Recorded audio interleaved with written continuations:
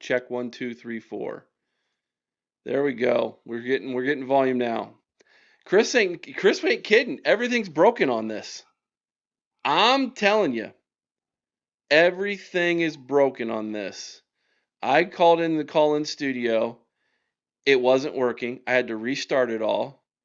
And then I come back to EVMux, and it's showing me that I've got no mic. So I think we've got it all fixed.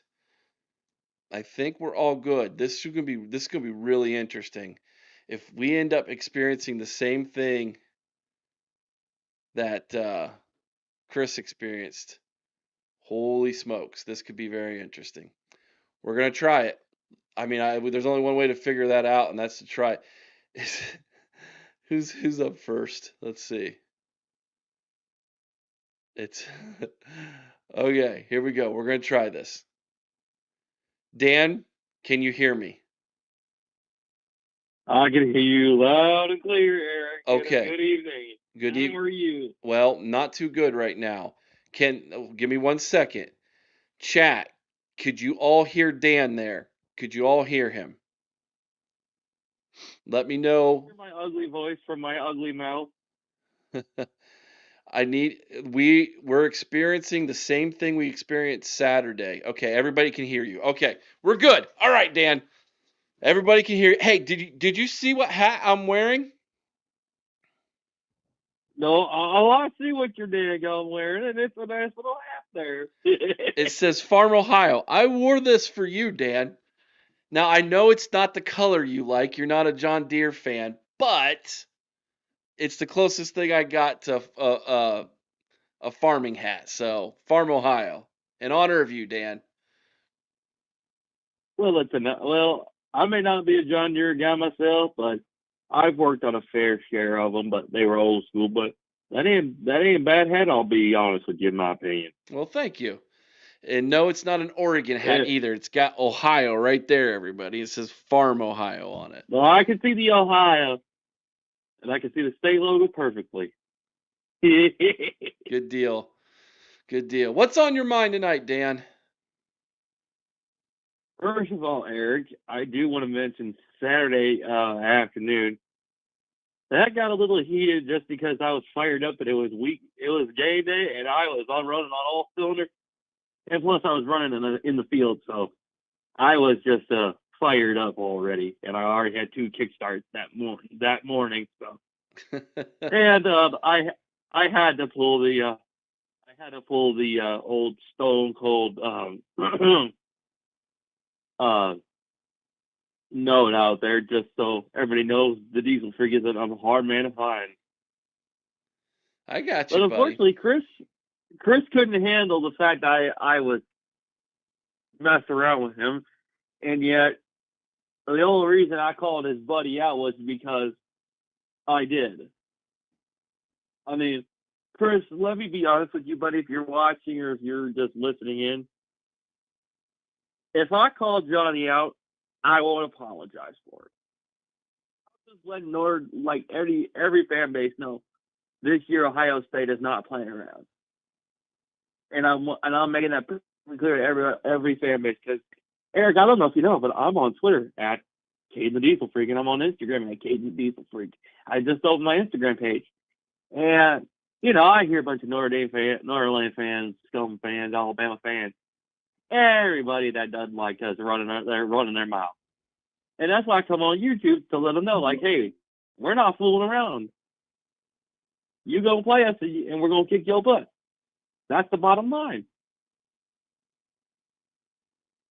Well, I mean, and if someone has a problem with it, they can come on here and call me out, but if they don't, they can get lost. All right, so let's make the rest of this phone call about the team and not about you, Dan. How about that? Because you do a good job of making everybody hear your side of things, and I can respect that, buddy. But let's talk about this football team, man. I gotta imagine you're pretty stoked about how good Ohio State's looking, and they're probably defensively they're just playing out of their minds, brother. Let me be honest. Defensively, I told you, it's a no-brainer that this defense is playing like they should. I told everybody for the last 8 months, this is the number one defense in the country that's about to storm the league. Yeah, and everybody was questioning. Guess what? We're number one. We haven't lost. And we're going in to play Illinois, and we're going to kick the living crap out of them guys again. Oh, you want a score prediction early? Oh, I will say at least 49-3, and we kick the living crap out of them. What'd you say it was? And I won't apologize.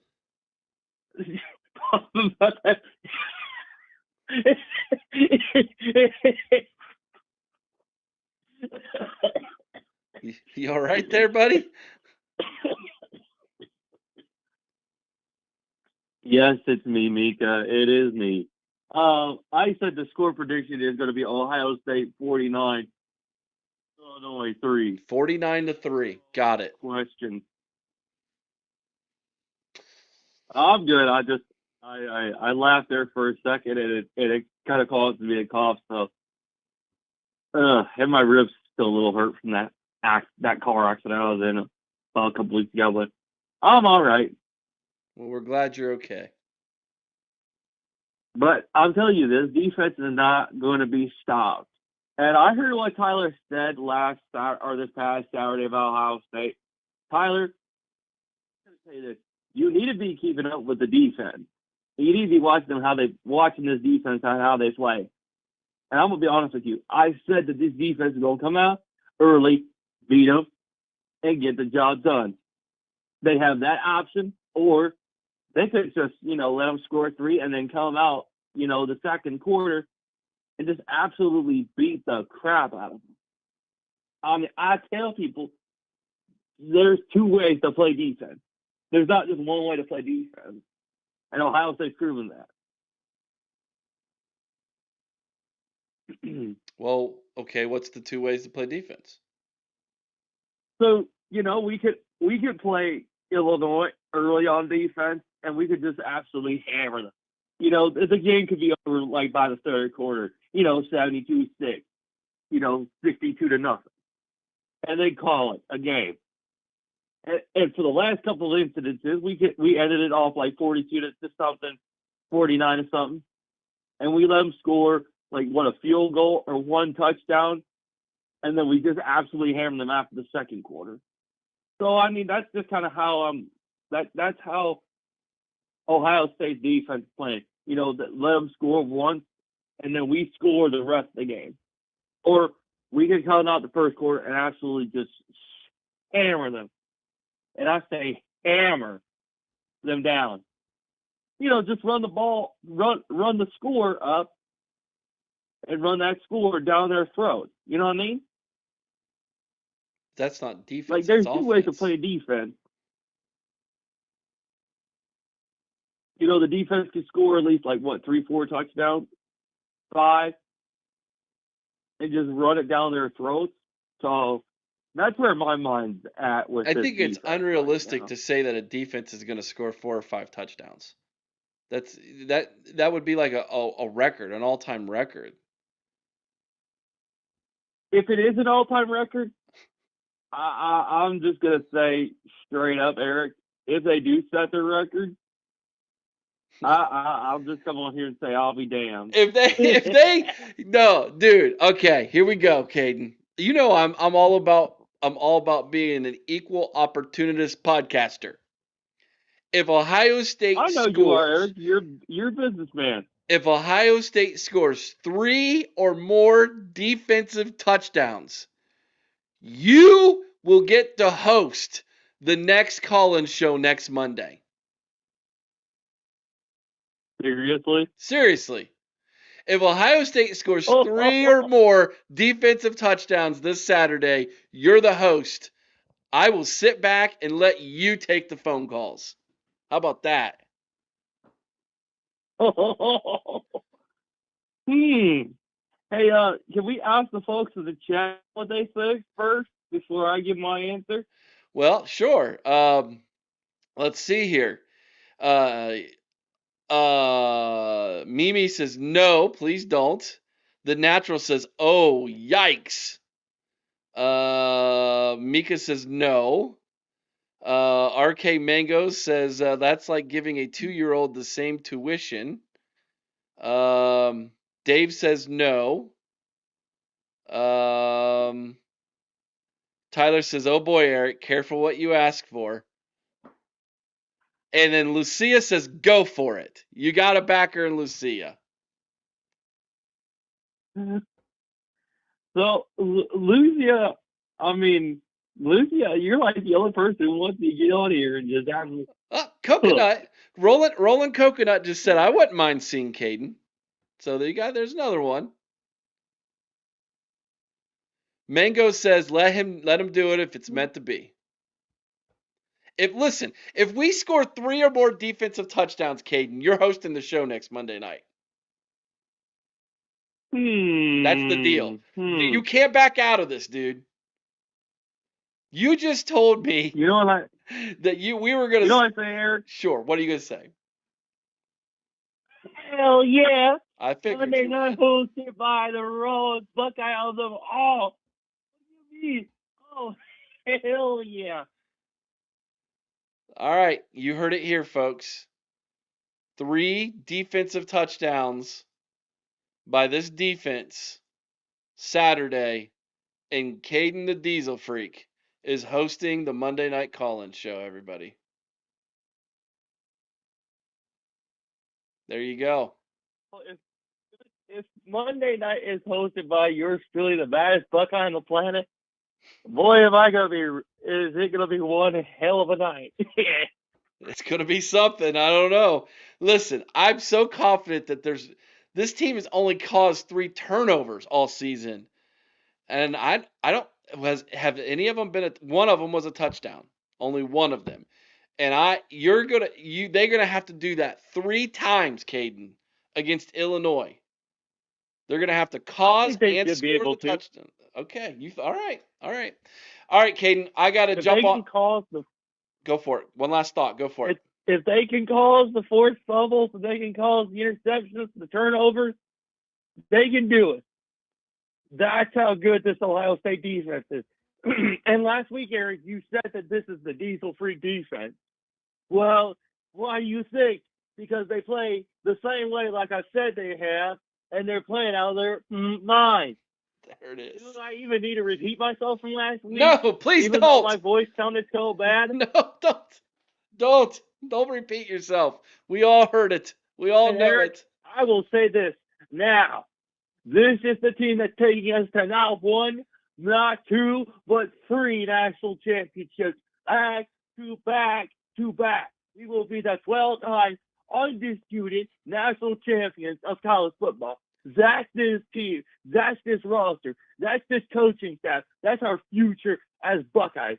And that's all you need to know, folks, about Ohio State.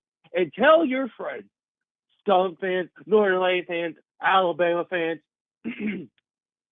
that this Ohio State team is not coming to play around. We're here to kick your and we're here to leave you to pile your own blood. And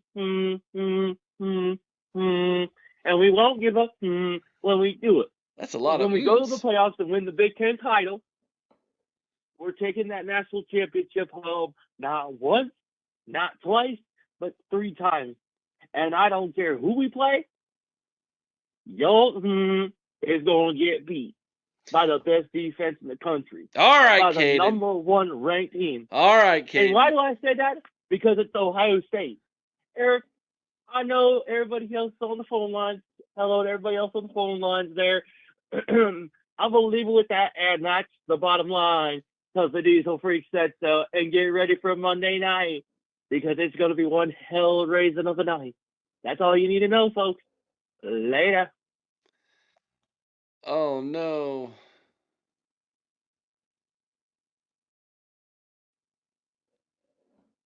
Guess what, folks? Call-In Studio just shut down. There is major issues with Call-In Studio. That is what Chris ran into Saturday. Major issues. It literally just shut down. Oh, hold on, everybody. We gotta start over. Everybody, hang on the lines. Don't hang up. There's major issues happening.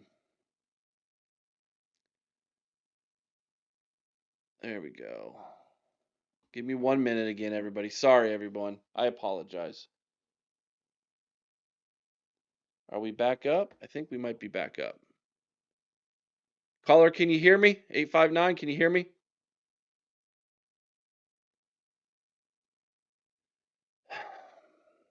Yes. Oh, hi, Vader. Sorry about that, man. I'm having all kinds of issues with call in studio. My apologies, buddy. Um, just hit your start button. I'll react to your first comment, Vader. Go for it. Hey Podfather, it's Vader. I have a few things about this past Saturday Buckeye game and games across college football. How are you doing tonight? I was great until we started the call-in show and nothing wanted to work properly. My apologies, everybody. I know that we had the same issue Saturday morning, and now we're having the same issue now.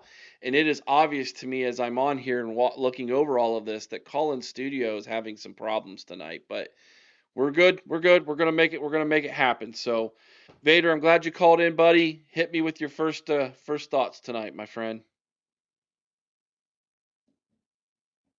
Here's your Buckeye Force report post-game recap and analysis. The defense just keeps getting more dominating.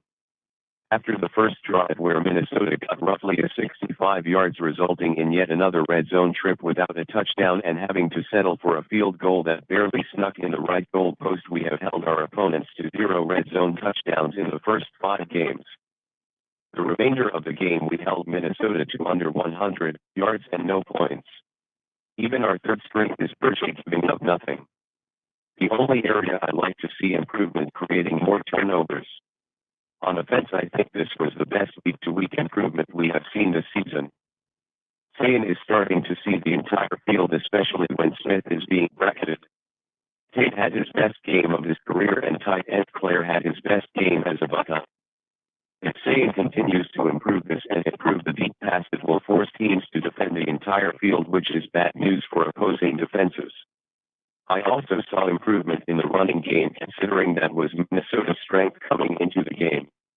I was especially happy that Bo Jackson consistently didn't allow the first guy to bring him down and always fell forward, gaining extra yardage. I was also extremely excited to see how Peoples responded to being challenged. This could be a turning point in his career. I have some really great nuggets about this on the Patreon message boards, along with some other position battles nuggets. So everyone get your membership. The only head scratcher was the timeout to run a slow developing run outside. Just do what the Eagles figured out 3 years ago. Push problem solved. You're welcome, Coach Day.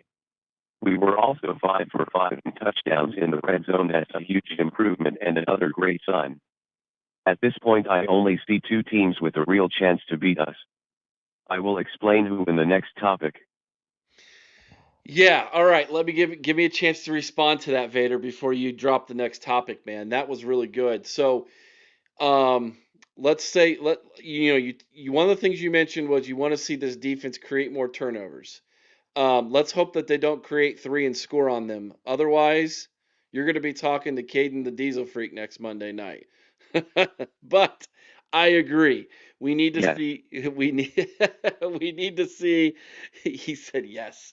We need to see the defense create more turnovers. But it's hard to create turnovers when they are 3 and out so much. I would much rather see this team continue to go 1 for 11 on third downs, or their opponents anyways, have their opponents going 1 of 11 on third downs, creating 3 and outs, and continuing to get the football back as many times and as quickly as we are for the offense. And so, yes, the turnover thing is a concern, but at the same time, it's really not when this defense is playing as well as they are. As far as the running game, you brought up the running game.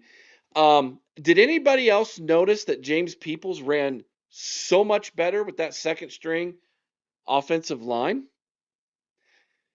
It could be just coincidence. I think it's more of you're going up against a depleted, defeated, tired defensive line by the time you get to the second string offensive line. and the holes are just bigger.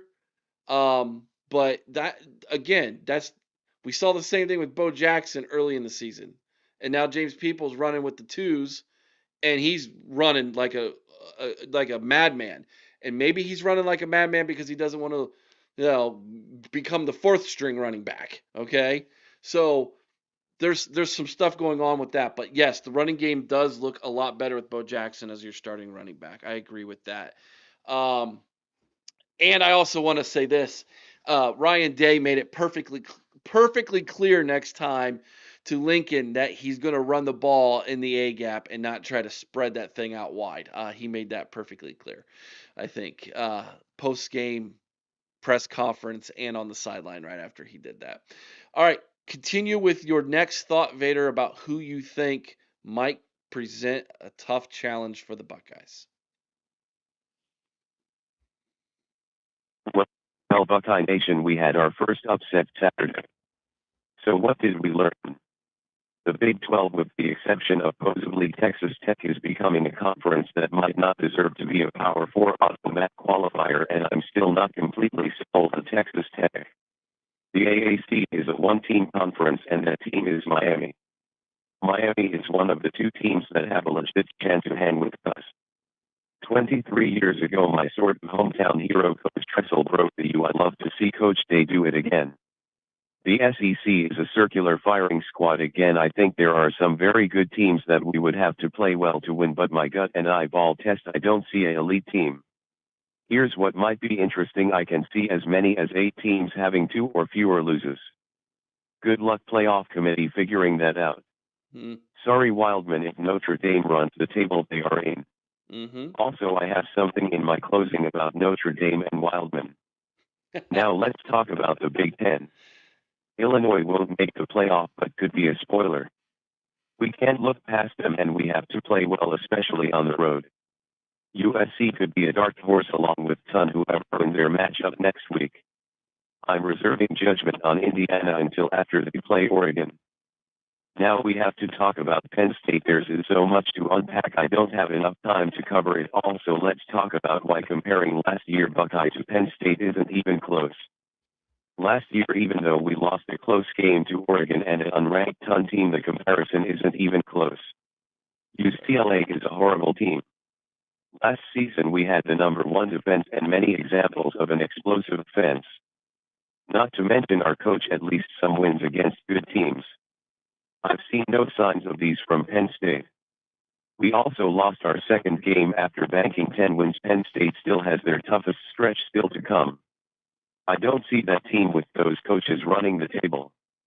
A 3-loss team with a lose to UCLA doesn't get in. Finally, we have the second team I think, even if we play well, could possibly beat us, the Oregon Ducks. Their running game is better than last season. Their defense is much than at the end of last season, especially the secondary. The passing game is much better than what I expected. What scares me the most is they are highly motivated to beat the Buckeyes after what we did to them in the Rose Bowl. My bold prediction is the Buckeyes will be the only top 4 preseason team to make the playoffs. Well, the top 4 was Texas, Clemson, Penn State, and Ohio State. So yes, you're correct on that. Clemson's already eliminated, Penn State's going to be eliminated, and Texas is about to become eliminated. So I agree with that prediction. Let's talk Oregon, since I'm wearing the green and yellow hat tonight. I agree with you. Oregon and Miami are the two teams that passed the eye test to me on being the biggest challengers to Ohio State. I agree with that. I do think Alabama and or Georgia from the SEC will present a challenge of some kind. Although I don't believe neither one of those two teams are top to bottom, offensively and defensively, as complete as Miami and Oregon. So I agree with your rundown there. And I also agree with you that Notre Dame is probably going to make the college football playoff because I think they're going to run the table. They're going to be 10-2, and they're going to have what the committee is going to call the 2 best losses on the season. So I agree with you on that as well. So I think we're batting 1,000 tonight on that, Vader. All right, man. Give me your Notre Dame Chris take. This ought to be good. First, I want to encourage every Buckeye fan to get a $5 membership to our Patreon. Our team is dropping nuggets before everyone else, and in the case of the last 2 nuggets I dropped yesterday, nobody is still reporting because the only people who know are members. I also have to set the record straight about the nugget I dropped yesterday about Hicks. I posted it virtually at the same time as the guy in Cleveland and 11 Warriors. I know this because a member or 11 Warriors who has become a respected friend texted me congratulations this morning saying I had more detail, and if so I could talk faster I would have beat everyone by at least an hour. A different Ohio podcaster I won't name felt the need to text me this morning and lecture me like a child that he beat me. I would share how I explained to him how I actually beat him by over 2 hours, but unfortunately we aren't on Patreon, so I can't say that on YouTube. Unless Eric wants me to use the kitten technique. Don't worry, Eric, I tell all our competitors I can get them a great deal for a mere $20. They can access to all our cutting edge information. Finally, on personal note, on Saturday I would normally do a preview our game and games around college football. This Saturday I'll have to just post it to the message boards. This reason for this is one of our own, is despite need of help. We all think the world of Wildman, but during last night's show he literally scared the crap out of me. My vitals were so off my life support alarmed half the night. What little sleep I got, I had night terrors. Seriously, Wildman, I'm scared and worried. I'm scared your obsession and hatred for Freeman is letting the dark side consume you. It's obvious Saturday morning we must all have an intervention before it's too late. So the only thing I will prepare is my concerns and argument. I'm sure he'll want to respond. While he responds, I will type my rebuttal to his response as fast and best I can. Please, everyone planning on calling in Saturday, I'm begging you follow my lead. Saturday we must save Wildman from the insanity that is the dark side. Oh, it's so good. Oh, it's so good. All right. All right. So, yeah, we're okay. I know what we're going to do. I know what we're going to do with Wildman. I'm going to let Wildman create a video on Patreon this week. We'll have Wildman create a video on Patreon where he lays it all out for everybody on why he hates Marcus Freeman and Notre Dame so much. Okay? We'll let him lay an entire video out on Patreon for all the paying members, okay? And then Saturday morning, Buck Vader, you can lead the charge in your rebuttal to his video.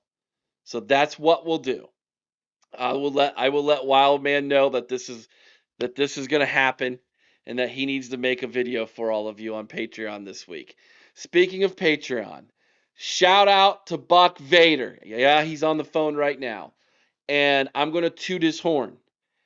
Buck Vader, I told you all, I try to tell everybody, Buck Vader is the dude who the quote unquote insiders are calling to get the inside scoop. It's Buck Vader. He's so connected. He talks to so many people. He's got so many phone numbers of people, guys, he can text with. He even had, listen, he even had a guy from Texas. He had an insider in the Texas program, okay? We are so blessed to have him leading our message boards over on Patreon. Only $5, that's all we're asking. 20 if you want to drop it to us as a way of saying thank you. We appreciate that. Only $5 will get you that kind of insider information before anybody else, okay? It is so well worth it, and it's a crazy awesome place to hang out. And Sean and I were talking about it earlier. We're going to do more hangouts on Patreon where we just put a game on, maybe a high school game, and we just hang out and talk, guys. It's so awesome over there, man. Patreon is where it's at, guys. So make sure if you're not signed up, go sign up, man. It's awesome. Link should be down in the show notes. All right, Vader, dude, that was a fantastic phone call, buddy. If you don't have anything else, man, I will talk to you later, OH.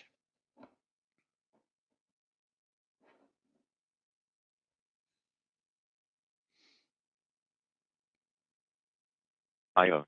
There he goes. That's the dude. That's my dude right there. That's my man. If I ever find out who was messing with him about that, they better wish that they didn't. I'm telling you straight up, dude. He's got the Podfather's got his back, and I will make an offer they cannot refuse. That's right, BB. He is awesome. He's our dude, man. He's our dude. All right. Oh man, what I gotta get this show moving, man. We gotta get moving here tonight. I've got a 10 o'clock interview that I've got scheduled with an Illinois guy. So let's get her moving, shall we? Who is next? All right, I know this fella. What's up, Rocky? I want to go back to Ohio State, to old Columbus town, to the stadium to hear the band, by far the finest in the land. I want to go back to Ohio State, to old Columbus town. I want to go back. I got to go back to Ohio, Ohio, Ohio. The hills send out the cry. OH, we're here to do or die. I know Ohio, Ohio. We'll win the game or know the reason why. And when we win the game, we'll buy a keg of booze. Then we'll drink to old Ohio until we wobble in our shoes. Ohio, Ohio. We'll win the game or know the reason why. How are we doing tonight, Buckeye Nation? How are we doing, Podfather? My man! Fantastic job, brother. I love that song. I love that song. I love Ohio State, bro. Isn't it so good to be a Buckeye right now? Oh my gosh. I'll tell you what, man, being a Buckeye fan for 25 years, nothing can come close to that. But, you know, like maybe the Browns were winning a couple of Super Bowls, but that'll never happen. That's why we're Buckeye fans. If you're a Browns fan, there's a reason why you're a Buckeye fan, right? They can't win anything. But I want to warn people. So I am convinced that you never, ever go against anybody. That sounds like Stephen Hawking. It's just bad news. I wouldn't do it, bro. Oh, Buck Bader, that guy! Holy crap, dude! He's a hell of a voice, man. I'll give him that. That's he actually has a lot of points that I agree with. And yeah. One of the things I do want to touch up about UCLA is that so Jim Knowles goes to Penn State. Penn State goes to UCLA. And the thing is that a lot of people I haven't heard anyone said this yet, but the quarterback that UCLA has, Jim Knowles went up against him in the playoffs. And now what we saw was a Jim Knowles deflated defense, even though that he should have known better and ought to know better to contain a dual threat quarterback. So Jim Knowles definitely he definitely went to the wrong team, I guess, even though it was personal issues in my opinion. So it's not, it was a dumpster fire right now. Oh, it's bad, man. It's bad. I disagree. I think he went to the right team because right now Matty P is absolutely dialing it up with this defense, brother. He is dialing it up. And I got a video that's going to be dropping on Wednesday morning for everybody. Wednesday morning, I got a video about debunking the national narratives. Okay? Debunking the national narratives. And one of them, in that, I talk about how Ohio State defensively, I didn't think it was possible going into the season they could ever be better defensively than what they were last year, given the day and age we live in offensively in college football. And boy, was I wrong, Rocky. This defense is actually better. Somehow they're better. Coaching, development, attitude, it's all better somehow. It's crazy. In my opinion, I think this is what happened. Jim Knowles ran an excellent defense. The downside was it was very complicated, very complex. His defense is like calculus, right? Matt Patricia comes in and he just goes back to the basics a little bit, algebra, where the point being is because of Matt Patricia and he knows what the NFL is like, what it takes to win, the way it appears that Matt Patricia orients this defense more of an NFL base to where they are able, like the transition period from Knowles to Patricia, I think that because that he's still able to run an effective defense with the talent for Ohio State. I think that is the main component, because Ohio State is the pre-NFL place. You go there if you want to play the NFL, and Matt Patricia is perfect for the system that's for that Ohio State has, especially the talent on defense. I think that's what's happened, and Jim Knowles did a great job laying a foundation for Matty P, but Matty P is able to take it to a different level. I cannot believe that we got lucky of having two stellar defensive coordinators with Jim Knowles and Matt Patricia. I haven't seen this like Corey. Corey asked the question during your on Patreon, the live show and all that. He asked he was like, I don't remember ever seeing Ohio State's defense as good. I'll tell you 2 years. 2006, 2007, Jim Hancock. That was the last time you saw the defense as good as this defense. And this year is better than then, but that was the last time that the defense was consistent, all cylinders, on the fire, silver bullet defense. That was Jim Hancock. He was the best defensive coordinator before Jim Knowles and Matt Patricia. I'll put him at number 3 and Matt Patricia 2, and Jim Knowles at number. Reverse it, but you get what I'm trying to say here. So Rocky, there's one major flaw in Jim Knowles' defense. Do you know what it is? His ego? Okay, 2 major flaws in his defense. His defense has a major weakness in it, and that is if you don't have 4 down linemen who can clean up a running quarterback, you're in trouble. What did UCLA do? Nico ran all over them to open up that pass on Saturday. And he never adjusted. And if you recall, when we played Oregon, they hit us. They hit us with some QB runs.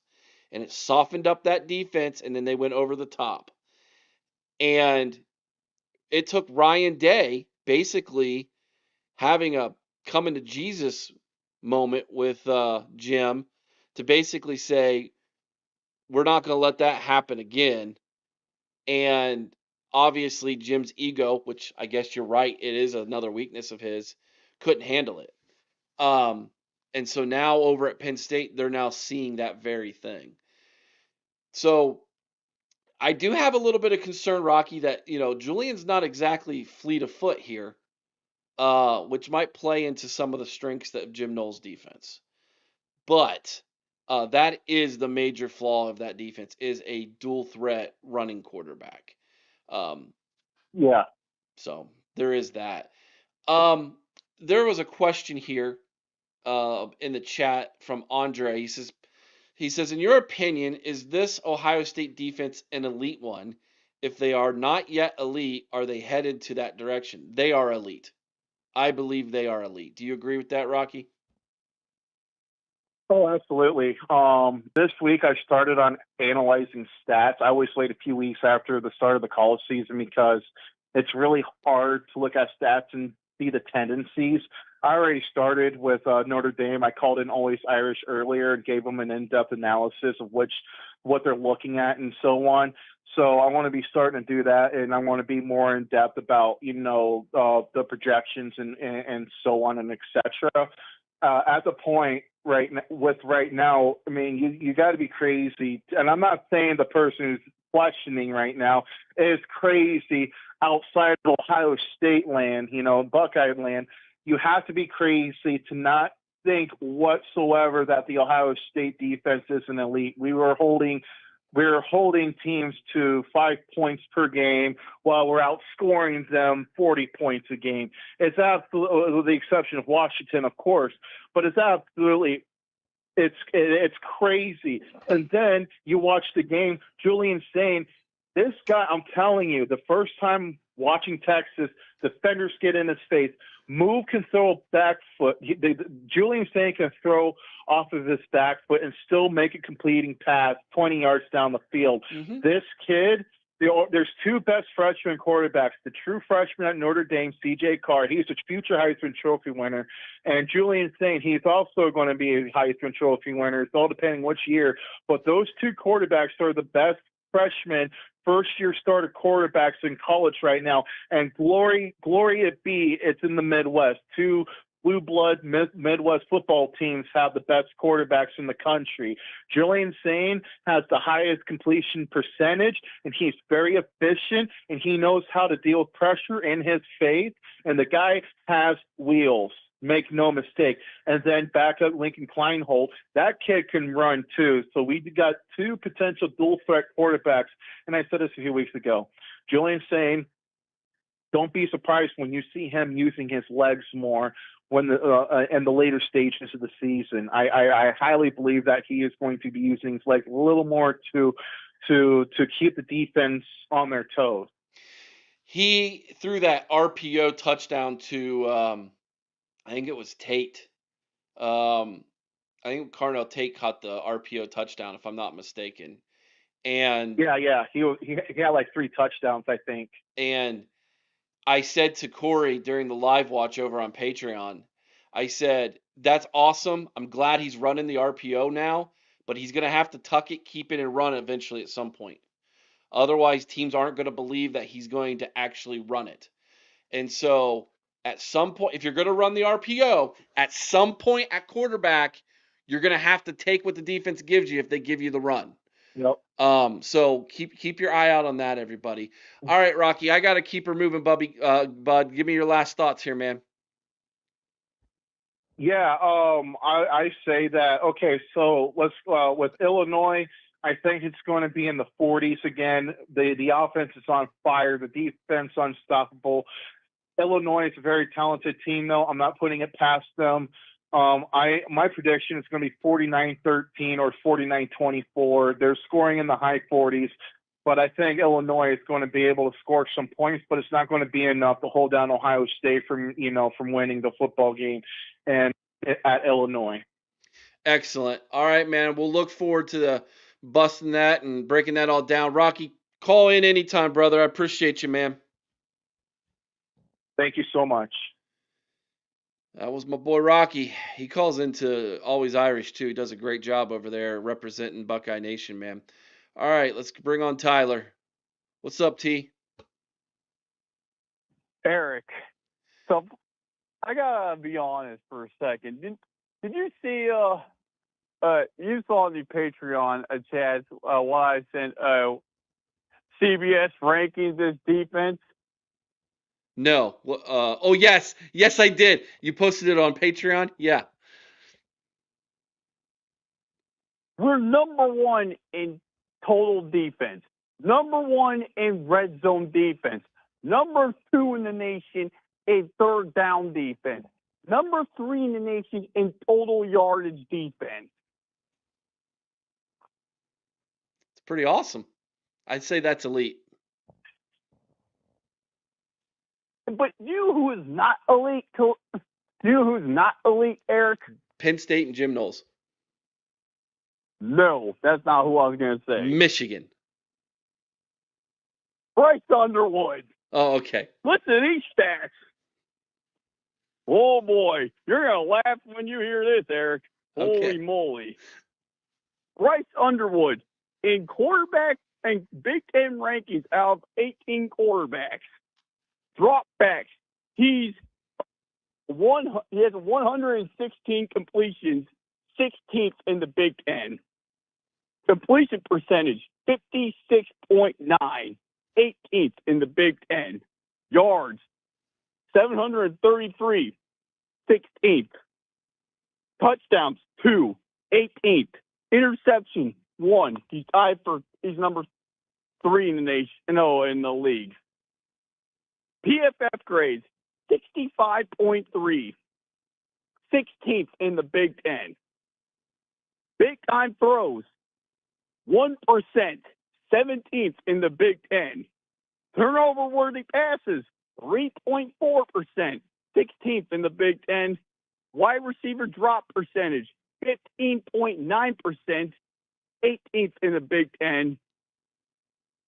Time to throw, 2.63 seconds, 16th in the Big Ten. Passer rating, 81.9, 17th in the Big Ten. Pressure turned into sacks, 14.8%, 8th in the Big Ten. So in comparison, Eric, elite defense, horrible quarterback.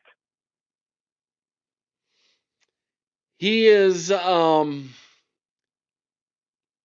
unfortunately, in my opinion, playing with the worst wide receiver room in the Big Ten.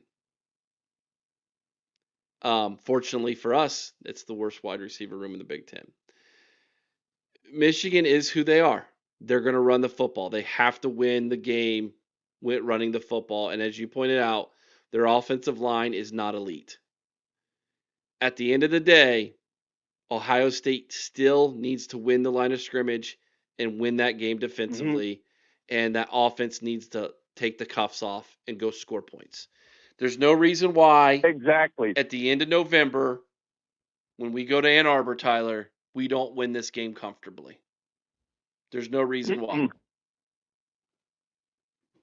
But you still got to go do it. You still got to go do it. So, but you're right, Tyler. Those stats are not impressive. They are not impressive. And I didn't think they would be. I tried to tell Michigan fans and those who would listen, which there was one, it was Jerry, that at the end of the day, when it comes to that team and when it comes to that quarterback, he's going to be a true freshman. There were going to be moments where he looked great, and there would be moments where he looked awful because he's an 18-year-old true freshman. And that's what they've gotten so far. They've gotten exactly that. Got some real good moments, and they've gotten some pretty bad moments. But statistically, overall, you're right, Tyler. He's not playing very well. Neither is his wide receivers, though. One of the telling stats there is wide receiver drop passes by wide receivers. They lead the country in drop passes, Eric. Yeah, that's not all on Underwood, okay? It's not all on him. Yeah, I know, but he throws his passes go 1,000,000 miles per hour. He does throw them way too hard. He does. He needs to turn the velocity down a little bit on some of those passes. And he's high a lot too. He's throwing them high and he doesn't need to be, which tells me that there's something wrong mechanically, probably with his feet more than anything. So yeah, there's that. and here's the funny thing too, Eric. I've said this before, but this is just another example. Why is it Michigan fans compare all their players to the superstars of all greatest players of all time when their players look like this? It's the world they live in. Last year it was Alex Orgy, Eric, and they called him the next Cam Newton. It's the world they live in.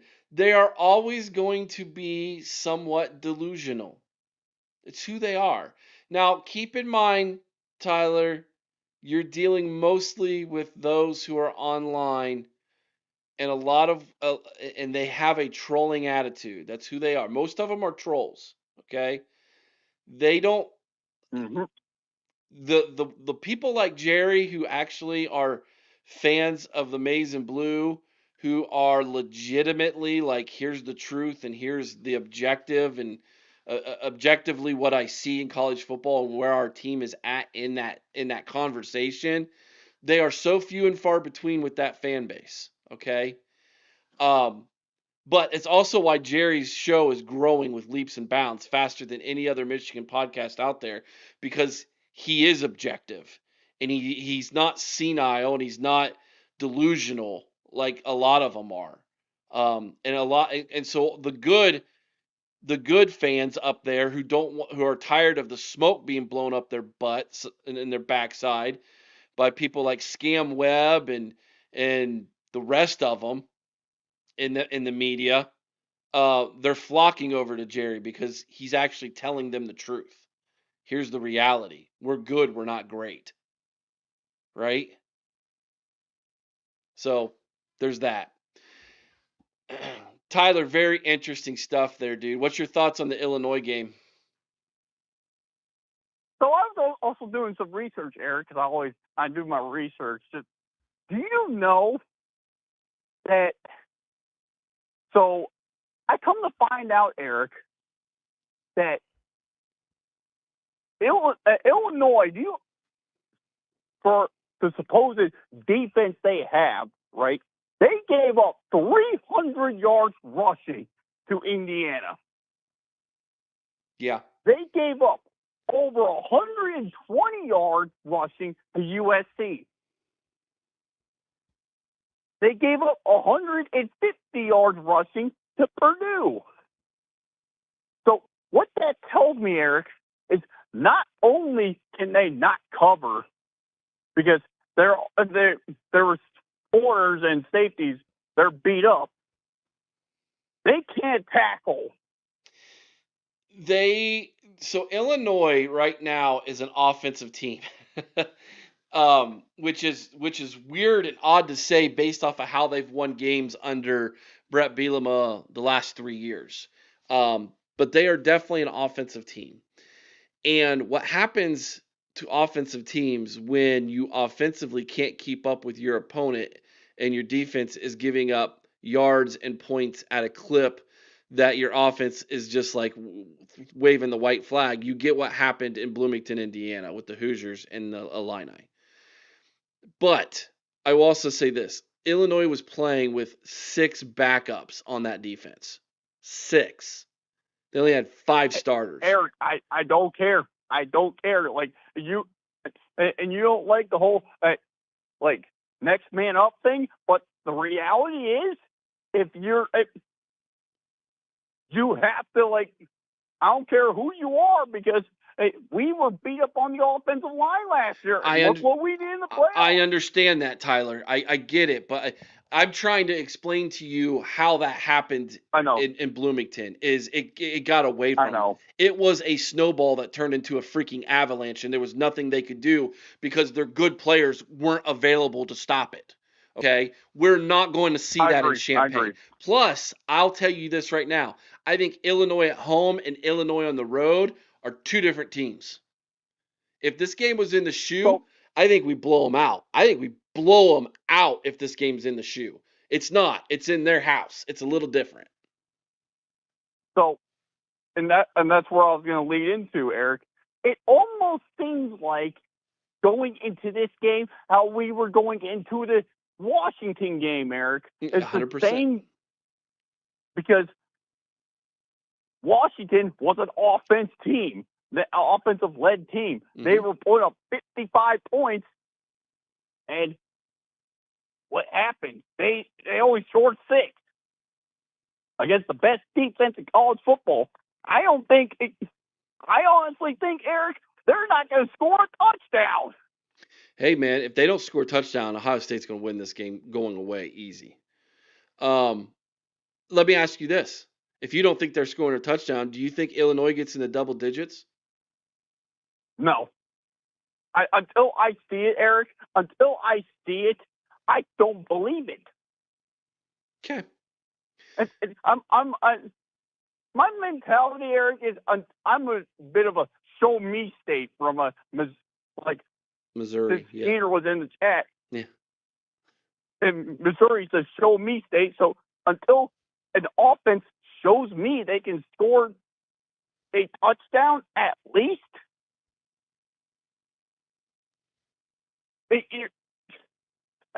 you're not scoring more than 5 points.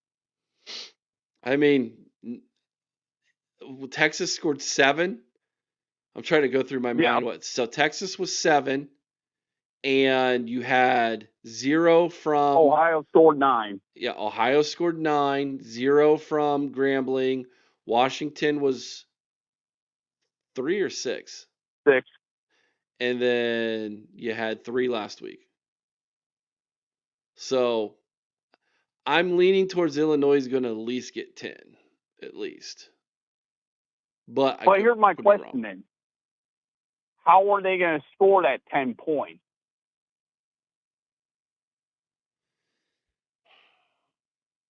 Well, probably a touchdown and a field goal.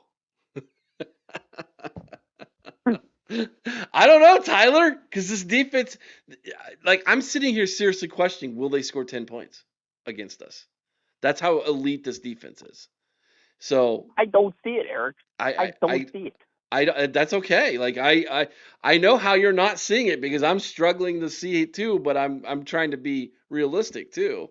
Eventually, someone's going to score double I'm trying digits. to be realistic too, Eric. And I'm just like, until I like, I'm just going off of what I've seen so far, and so far, like, it's a struggle for teams just to get a first down. I know. They are 2 of 20. Ohio State defensively is 2 of 22 on third downs the last 2 weeks. 2 of 22. That's less than 10%. That's insane. That's insane. So unless Illinois can score on a one-play touchdown, Eric, I don't see it on a fluke play. Okay. I mean, we'll never know. I got one last question for you, Tyler. One last question. Okay. If Caden is hosting the show next Monday because the defense scores 3 touchdowns, will you call in? Well, here's the funny thing about that. I was listening, Eric. I'm like, first of all, he mentions me a lot. That's also one thing I've noticed. He mentions me a lot for some reason. Well, it's because you're the man. I guess I'm a role model for him. I don't know, but I mean, if somehow this defense gets 3 touchdowns off of 3 turnovers, I'll call in and say, Caden, I tip my cap. You actually know what you're like. I'll call in and say, Caden, I was wrong. Congratulations. That's all I'll say. All right. Thanks for calling in, T. Have a good night, man. OH. I know, buddy.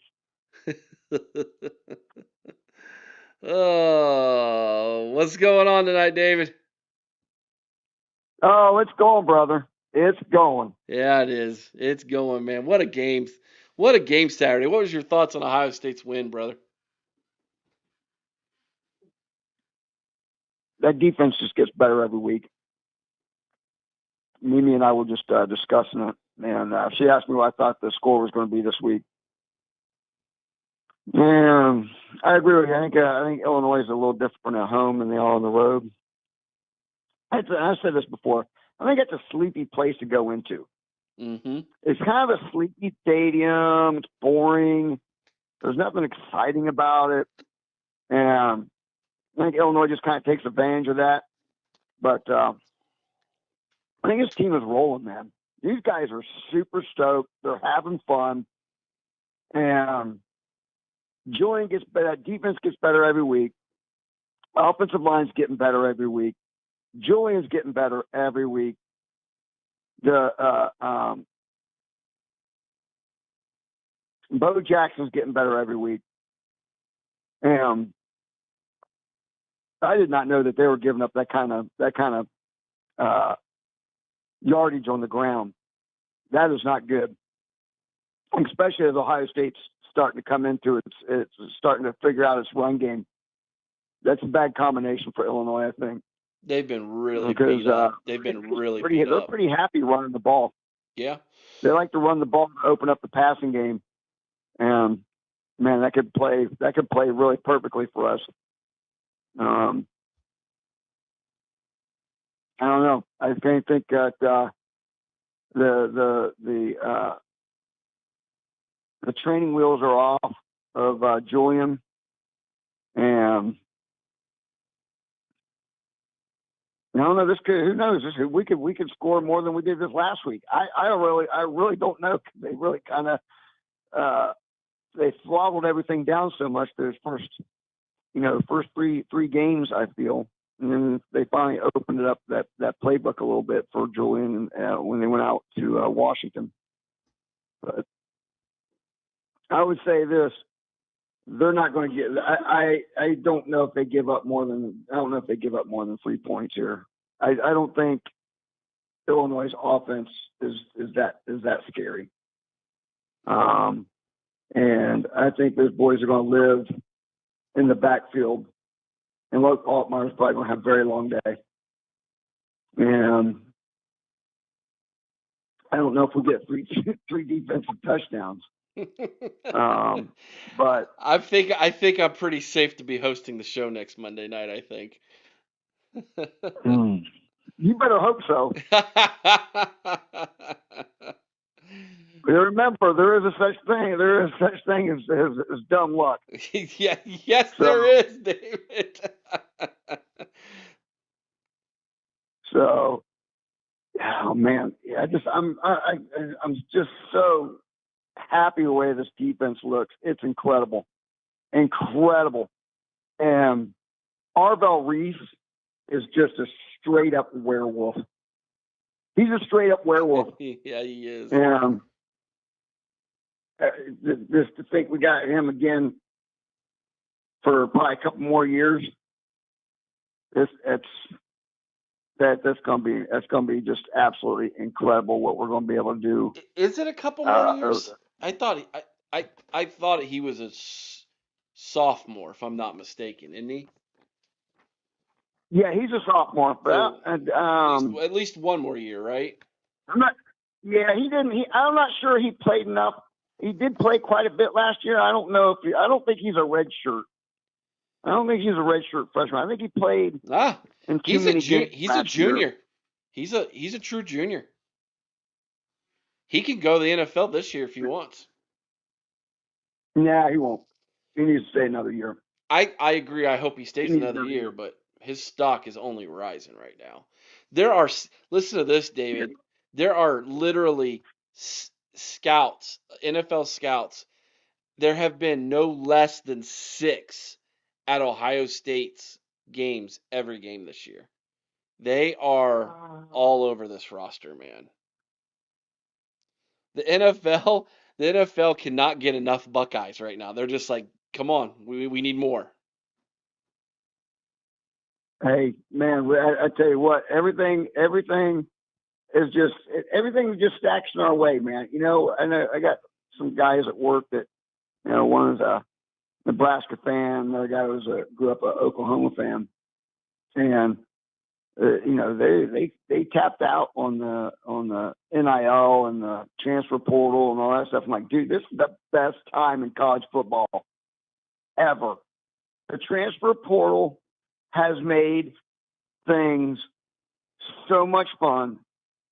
NIL, honestly, I think they should just leave it unregulated. There's no way you can really regulate it.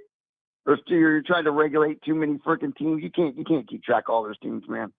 You can't do it. Just if you got the money, you got the money.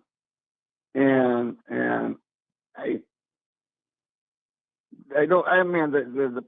private equity thing, I've been hearing about this for a while now, about the private equity. Yeah. And I understand it if you're at Purdue or Northwestern or even in Indiana or somebody like that, right? I get it. But here's the thing, you know, what's it going to cost you in the end? Yep, exactly. What's it going to cost you in the end? You know, they're not taking that. They're not going to be taking it to lose money. You know, they're going to want their pound of flesh. And is it detrimental to you in the end? Right. You know? Right. And at the 20, what was the contract? There was a 2046 or something insane like that. Did I hear that right? 2046? You must be out of your mind. You're gonna be out of your mind. There's no way you don't do anything that big. Look, hey, if y'all want to learn something, Big Ten, just look at Penn State. They gave James Franklin a 7-year contract extension. He's doing nothing, and it's fighting them in the arse right now. Bad. Mm-hmm. has dug their hole so deep. They're talking about firing James Franklin. It ain't James Franklin's fault. Of course, he's going to take a 7-year contract extension. He buffaloed them right into a 7-year contract extension, telling them, put the rumors out there he was going to go to USC. Man, how many people believe that was the athletic director at Penn State? That's who needs to be fired there. That's who needs to be fired at Penn State. James Franklin is who he's always been. And that's who you blame. They should be looking to fire the athletic director, because that was terrible. That was giving him a 7-year contract extension. And anybody that votes for Penn State to be in the top 10, you need to have your voting rights revoked. Because that's borderline criminal, putting a team in the top 10 that can't beat a top 10 team. That's not even freaking logical. That's not even logical. But I digress. And man, Nico just put it on him, man. Yeah, he did. Nico put it on him. And Jim Knowles does not make adjustments in his defense. That was my biggest complaint with him, that there wasn't any, and the fact that with his defense, there's either a tight end or a running back releasing out of the backfield, and it hurts every time. It's something in his system that they don't. He did a better job of it than the clown before him. I mean, he had no idea what he was doing with that type of defense. But it is a weakness with his defense. The running backs coming out of the backfield, catching the ball, tight ends releasing. I mean, and if we don't have, I mean, we got to clean up some of our penalties. We've had some penalties last couple of weeks that I'm not real happy about. This week wasn't so bad, but when we were out at Washington, I mean, I realized it was loud and everything, but there were some dumb penalties out there, and we just got to make sure we don't allow that to fester and become a problem.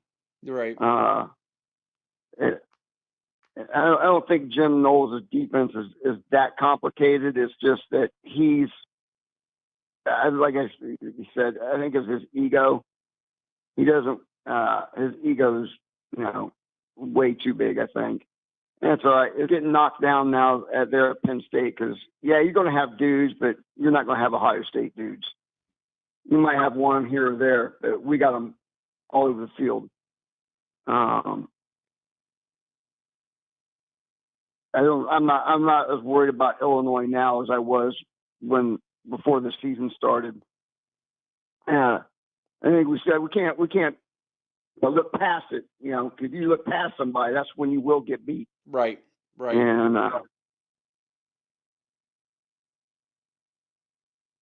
anyways. Well, David, I'll tell you this, David.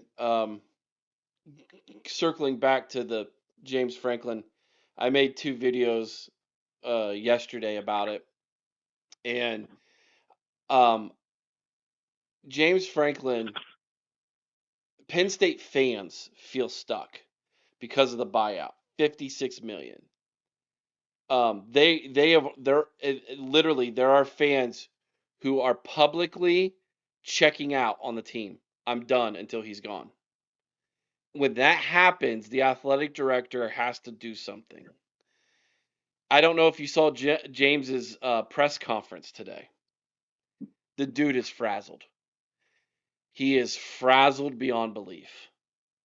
He admittedly still said, I haven't gotten over what took place this weekend.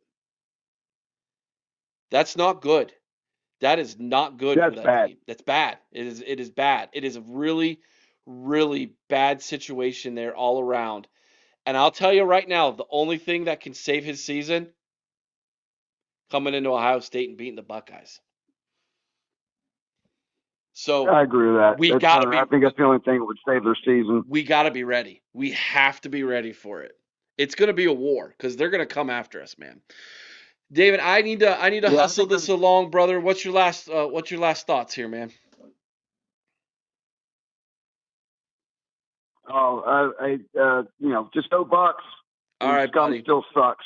Yes, they do. Tell Mimi hi for me, all right? All right, brother. She's saying hi. OH. Hi. All right, this is our Tampa fans down there enjoying that beautiful sunshine in the Sunshine State. All right. Y'all giving Chris some hate in the chat. Chris, you might have to call in real fast. Let's go to Sean next. What's up, Sean? Bogsy. How you doing, buddy? I'm doing great. Hey, I just want to say thank you for having me and TG be part of this wonderful podcast and part of the whole Patreon thing, man. It's awesome what you guys have done. That's a game changer. You've taken it to another level, man. Thank you, brother. I love Patreon. It's so fun. It is the best decision we've made to go there and to start creating additional content and building this community. It's such a great group of people. A lot of you who are here tonight are over there, and we're going to be doing so many more neat, great things over there. It's definitely worth the $5. The message boards and the information that Buck Vader drops on everybody's lap is worth the $5 alone. But then the live game watches, the extra videos and content that we're producing. There's even possibly going to be some more things that we even start to do over there when it comes to maybe even giving some fans some opportunity to write beyond the message boards, like blogs and things like fan blogs over there. So, I'll tell you what, I got two people in mind, possibly for that. One got a couple ideas kicking around that some people mentioned to me that I could run by you later on sometime. But sure. I mean, I just think there's all kinds of opportunities over there. And guys, people are on the fan board all night, all day. I mean, it's just like one big party over there. Last Friday was so much fun. Yeah, we're gonna do that again. That was a ball, dude.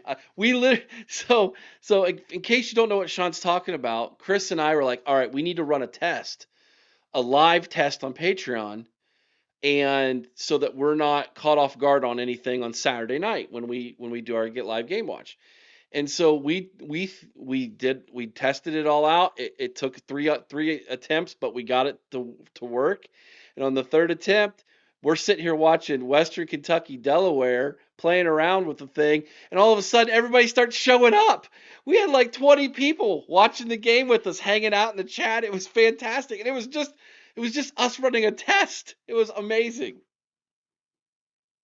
Oh, it was just a blast. We were all just having fun, cracking jokes, watching the game, and it's so awesome, guys, because you can control how big you have the chat on there and how big the screen is on your either your phone or your iPod or whatever you watch. iPod, I mean iPad. That's how old I am, but I mean you guys can control, how big the screen is, how big Eric is in it, the guys talking in it. I mean, it's just really cool. It is, and there's so much, and we're just scratching the surface right now, and all the things we're going to get to do.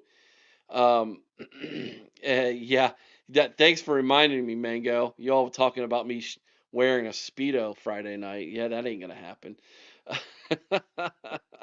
Oh, that was, if you sign up for the $20 membership, you're supposed to get an autographed poster of Chris and Eric and their Speedo autograph. He's going to send it to everybody that buys a $20 membership, guys. So. Oh my gosh. Just joking. Hey, I tell you what, I want to give a big shout out to Vader, man. Yeah. What an awesome job he does on that message board. Wow, bro, dude.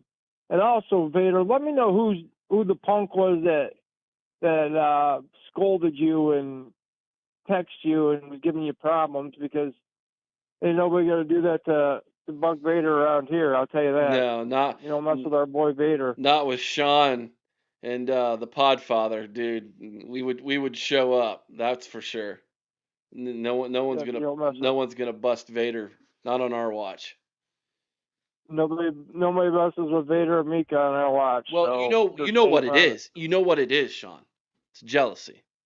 Jealousy. Exactly. Because Vader chose to be with us, and he could have went anywhere, and he was helping out some other message boards with their information, and now he's like, no, I'm going to go take it over to the OHL podcast with Sean and Eric and Chris and TG and Mika and Corey and Alex. I'm going to go over there, and I'm going to drop my information over there, and they're mad about it, and they're jealous about it. That's what it is.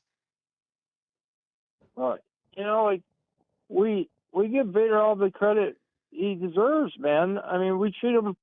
He's one of us, man.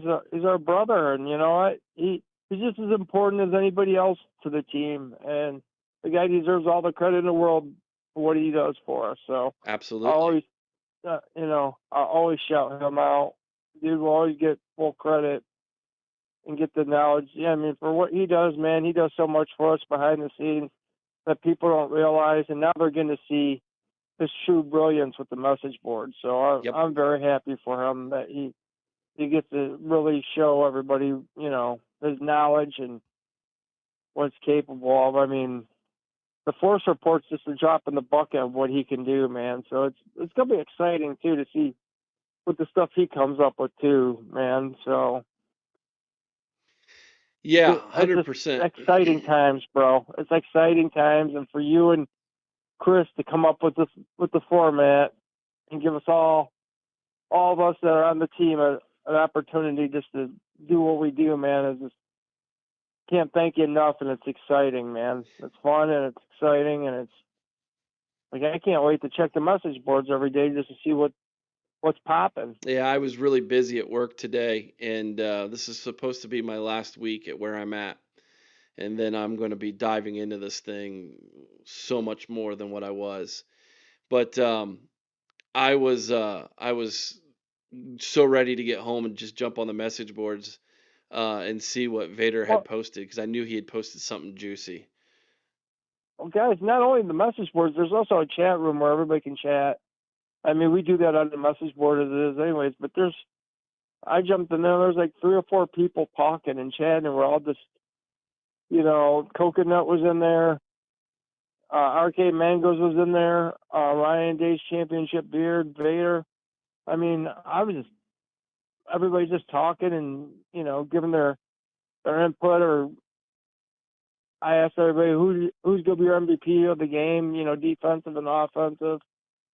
I picked Tate and I picked Arvell Reese, so I thought I did pretty good for those 2 guys. Yeah. And I predicted 42-10, so I was almost right. Yeah, you. I'm not going to be mad that they didn't give up a TD. So. I think Troy nailed it. I think Troy hit the score on the head. Yeah. I think Troy was even in the message board too, if I'm not mistaken, or if he was chatting with us. I can't remember, but there were so many of us that were in there just having a great old time. And the test that ended up into the big freaking party on Friday was just awesome. Yeah, we're gonna do it again. I tell you, I said stop playing base defense, and I got the auto mod nailed me for it. Right? I'm just like, what the heck? So we're gonna do this more, and I just want to prepare everybody that there's gonna be some tweaks and changes in the coming weeks and months as we continue to build our Patreon and community. This isn't just us.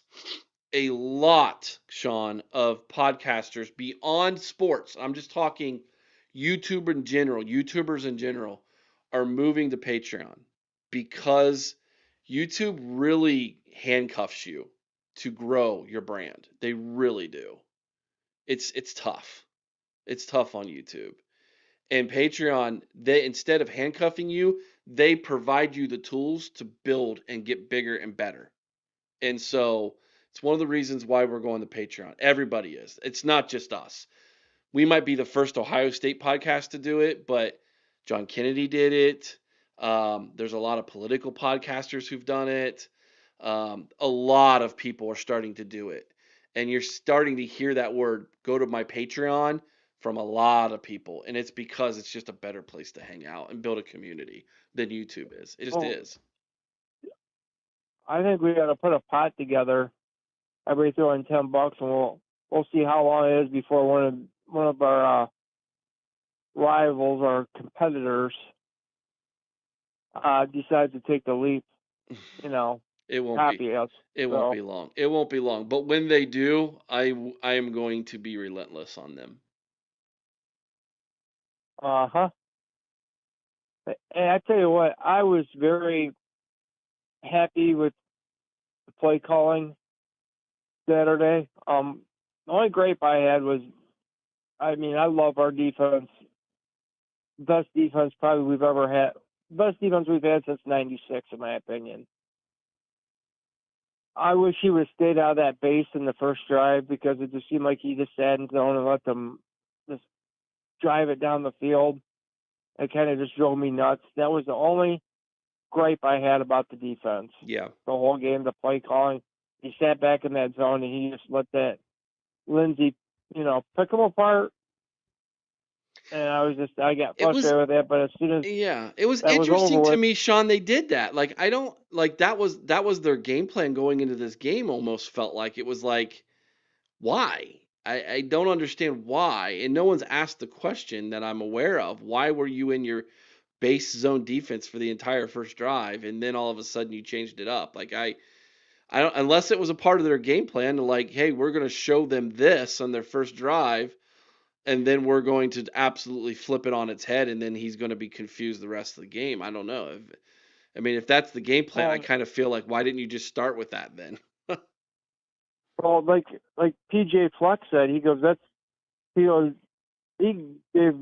Ohio State a ton of flowers. He goes, they, that first drive we kind of figured them out. But after that, it was like every other drive, it was like new coverages on almost every play. There was like everything was disguised. They couldn't get a beat on what they were doing. I don't know if Matt Patricia just played that base defense to see how they were going to play against the defense. And he's just like, okay, that's how they're going to go. That's just how they're going to attack us. Well, see how they like this, how they like that. And they just couldn't get anything going against them. And I think that Minnesota quarterback's a pretty good quarterback, and he's going to get better. Yeah. He's not bad for as young as he is. And I think they got – I tell you what, that Coy Parrish, that safety they got, is a stud. Yeah. And Ohio State tried like heck to get him to come. And if we'd have had – imagine him and Downs together in that defensive backfield, would have been crazy. Yeah, he's pretty good. That quarterback is the same age as Julian though too.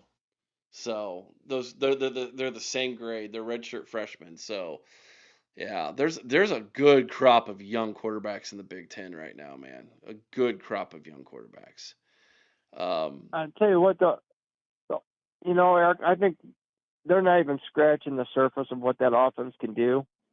It's exciting, but the one thing I want to see them do better at is run the football. Bo was doing pretty good.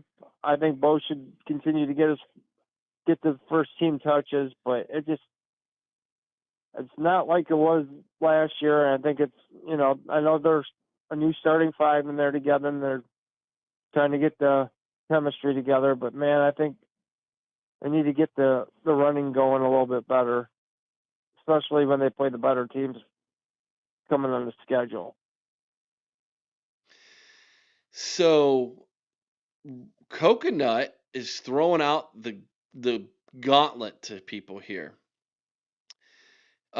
He wants people to go over to Patreon, sign up for Patreon, and Lisa's idea was, let's have a contest who can guess the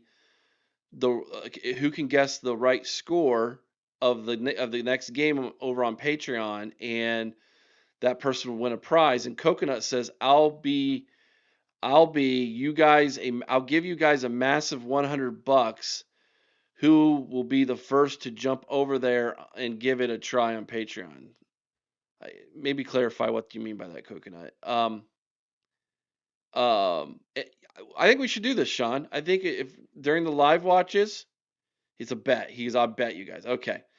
I think what we should do in the next live watch on Patreon is everybody put their score prediction in before kickoff, and if someone gets it right, we give them a prize. What do you think? I think that's awesome. Okay. I think that's a great idea.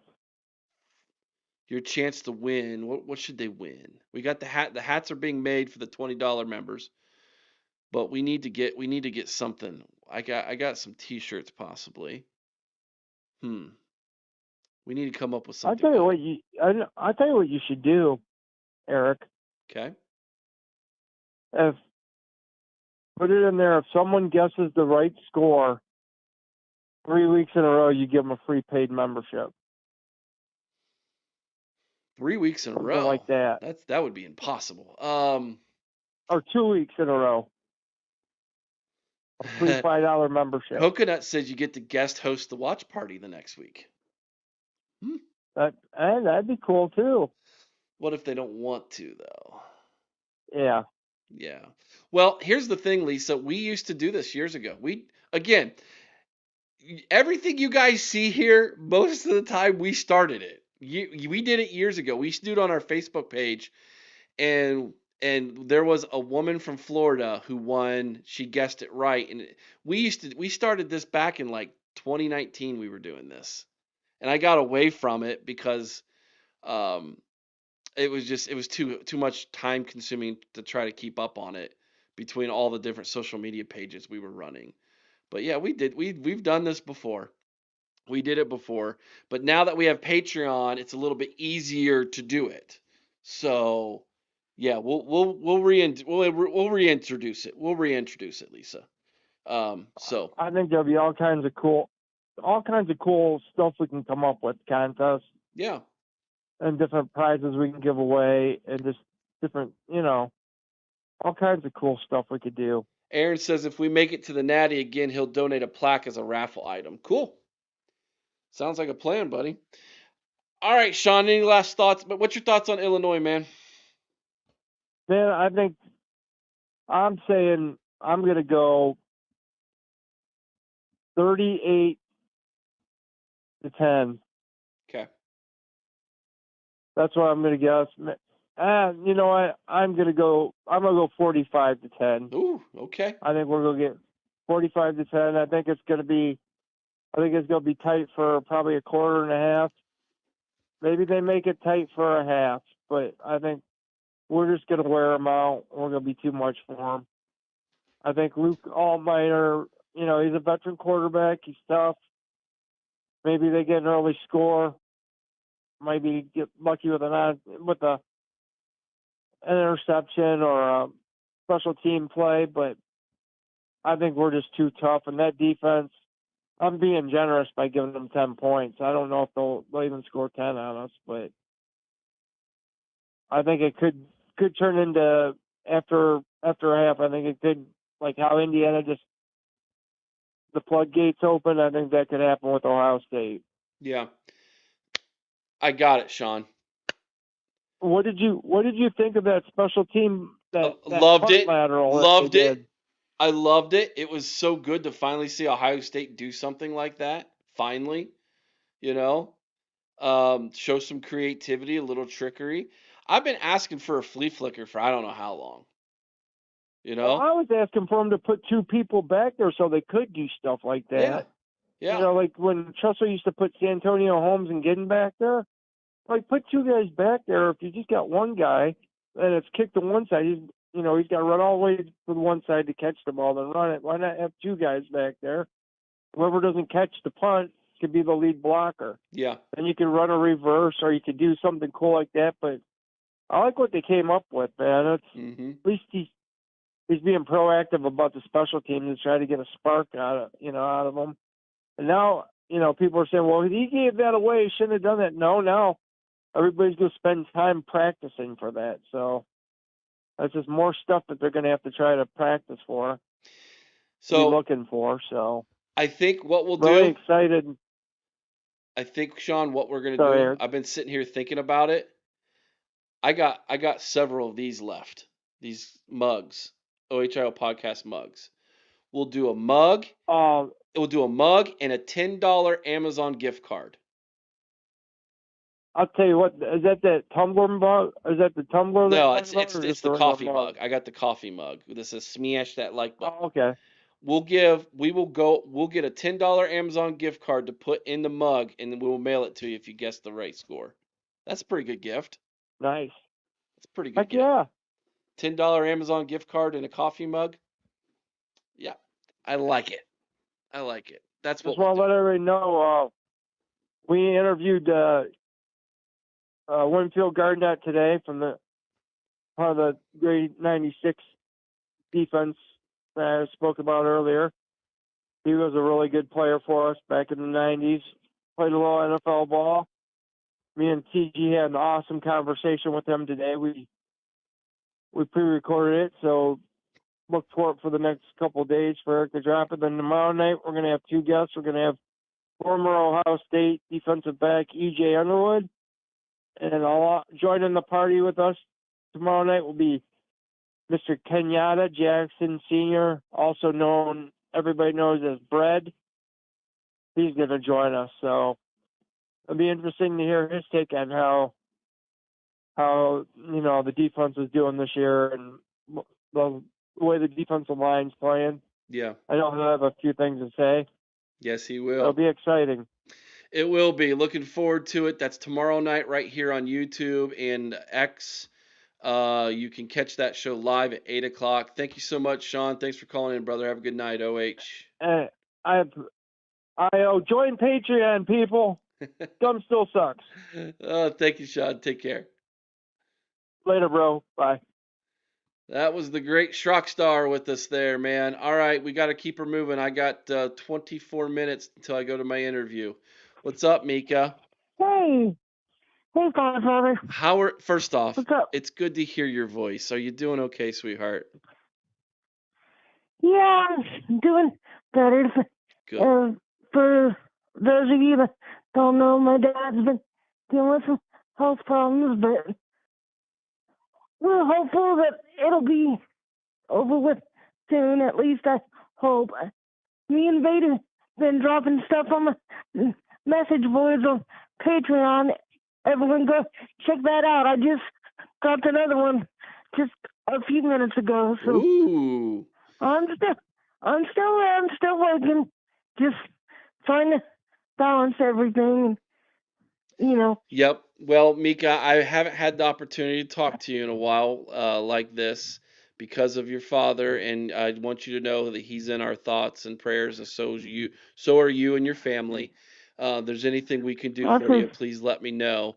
But I appreciate that. You're welcome. We're so thankful to have Mika join us over on Patreon. She is going to be starting her own show soon as well. Where Mika's she's going to talk about whatever she wants to talk about, recruiting, Ohio State, how ugly Eric will look in his red Speedo, whatever she wants to talk about. She can do that over on Patreon. She's going to have her own show over on Patreon. Her and TG both have their own shows. Sean's going to have a show with former Buckeyes where they watch for old games with the Buckeyes. That's going to be fantastic. You got the live watch. That's awesome. Yeah. Looking forward to that one. Chris is going to be dropping a video very soon on Patreon about his hate for Marcus Freeman that I'm sure is going to get some response from Vader on Saturday morning. So it's I think Chris is going to call it Chris's Wild Takes, I think is what he's going to call it, something like that. Perfect. So, yeah. Perfect. It's a growing community. Grumpy Cat's Wild Takes. Grumpy Cat's Wild Takes. Grumpy Cat's Litter Box. Yes. Yes, do it. He needs a segment about that. He does. I vote for it. Oh, that's hilarious. Well, Mika, what do you want to talk about But tonight? but I just want to call in and say thank you for everyone's patience with everything that's been going on, and shout out Vader. Vader is the best. He's the GOAT. He's the GOAT. You're the GOAT too. Don't sell yourself short, Mika. We know who you are. He's the Jedi Master. I'm just the Padawan. Oh my gosh, dude. Well, Mika, you are the best. You are so plugged into recruiting. We all know it, Mika. And it is you and Vader on those message boards is the best 1-2 punch anybody's got. And they're here for He's TOHL. gonna be helping. He's gonna be helping me with my show, so we're gonna keep bringing nuggets at you, and hopefully we can get this thing started. Everyone that isn't on Patreon, go ahead and get on. It's awesome. It's great community. I love working with you guys. You guys are funny. You're hilarious. You never fail to make me laugh. You guys are great.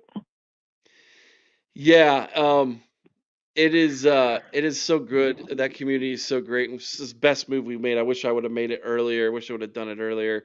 But we're here now and we're killing it. We're rocking and rolling. And you and Vader are killing those message boards, and Sean and Coconut are over there hanging out, and just everybody. It's Mango's over there a bunch. Ryan Day's Championship Beard. It's the community that we love, and T's over there, Tyler's over there doing his thing. It's just so awesome.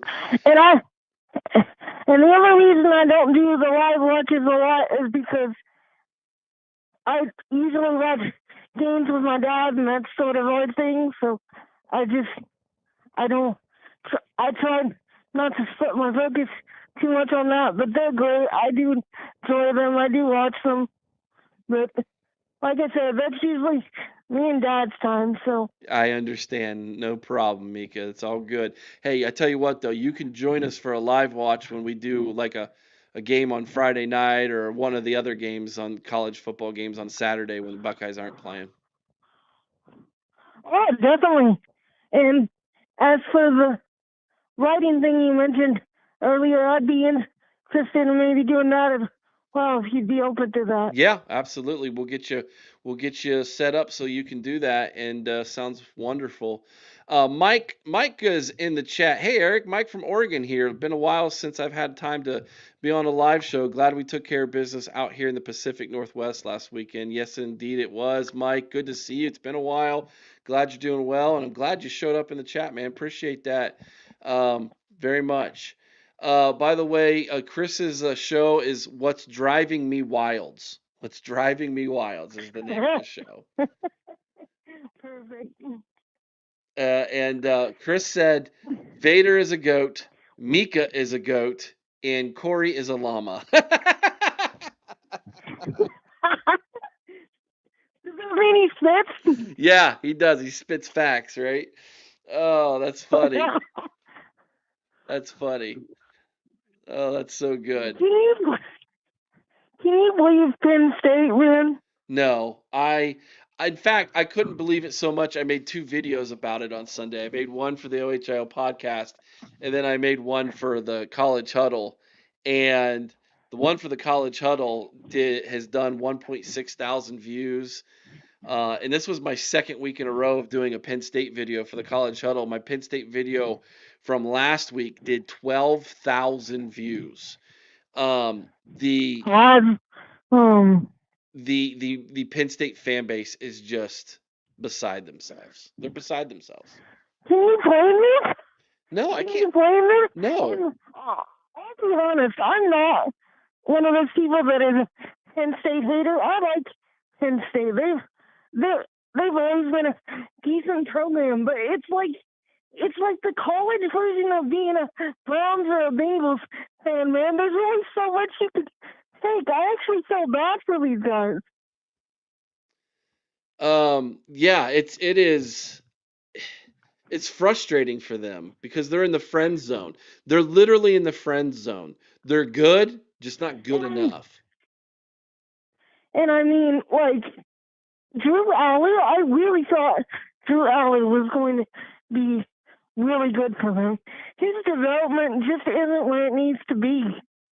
I don't know what's going on. He's just, and I like the kid. I wanted us to go after him when he was coming out of high school. I wanted him to be a Buckeye, but his development is just not where it needs to be. And I don't know. There's just, I mean, and Franklin is he's just not the guy there. He's just not. He's not. In my opinion.